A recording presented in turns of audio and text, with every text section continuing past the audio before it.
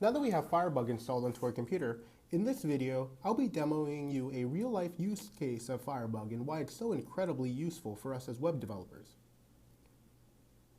To activate Firebug, as simple as click the icon here. And here's Firebug. Okay, so let me explain to you what you're seeing here. On the left, as long as you're under the HTML, you're seeing the HTML. And over here is the CSS under styles. And it says, it's as simple as that, the HTML on the left and the CSS on the right. And let's actually go to a real website and I'll show you what we can do. I could use Google, but there's another website that has a lot more interesting stuff I wanted to show you. So I'm going to go to my favorite website here. Sushi Village. It's my favorite website. Delicious, delicious food. And here I am on Sushi Village. Now let me show you what you can do with Firebug. Okay, so let's just see you're on this website here. Okay, so what can I show you to manipulate? Okay, so this right here seems to be an anchor. Okay, let's try to find it. So instead of trying to find it within an HTML document, it's as simple as this. Right click on it, inspect element with Firebug. There it is. Ahref Sushi Village. And then here's the CSS. H1. Okay. So here's its styling. It's an H1A, or I'm not sure. Okay, might see which one is it here. Oh, it's an H2 element. So this sign here that says Sushi Village, it's an H2 element, and it's an anchor.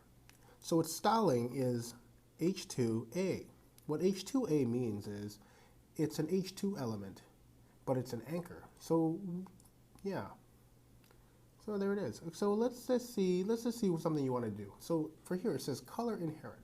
But let's say you wanted to modify this. Let's just say, well, let's choose a color. Any color. I don't know, pink. Why not? There it is.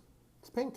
And okay, so with this, I would assume that the other H1 and H2, H6s, all the way down to H6s are all pink. Doesn't seem to be any other pink here. Yeah, no, it must be because this is specific. They have to be anchors. They have to be anchors. So any H1, H2, H3, H4, H5, H6 that is an anchor will be turned to pink because of me editing it here. I should note that anything you change with Firebug here does not actually change the website. And when you exit Firebug, the next time you visit this website, it will go back to its default styling. The styling that was, that the web developer wanted you to see. It's just kind of interesting here, so kind of edit around to see what you can do with Firebug, because it's an incredibly useful tool. So let me give you a more useful and a realistic use case of Firebug that I found while browsing their code here. So let's suppose that you were over here and that you wanted to, let's say you edit something. Let's say it was your real website.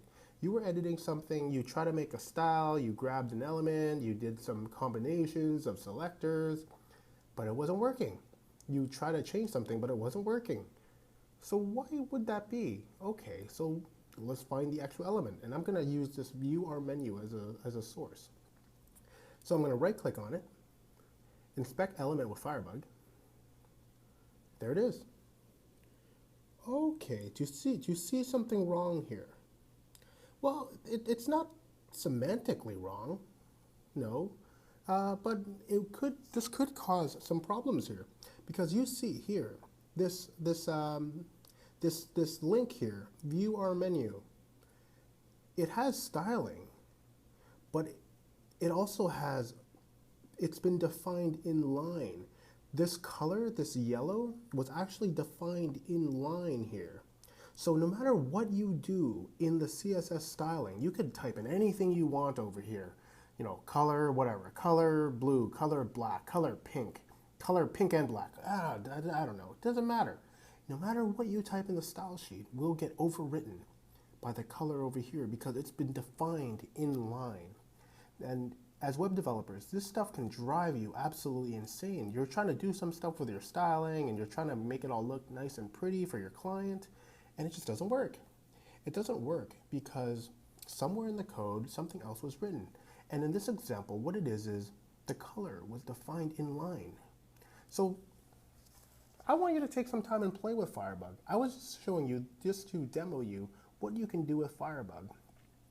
So as I demonstrated here, like when something's defined in line, no matter what you do with the style sheet, it won't change. And this kind of stuff, sometimes it's the small stuff that will just drive you insane, And Firebug is one useful tool that may or may not help you keep your sanity.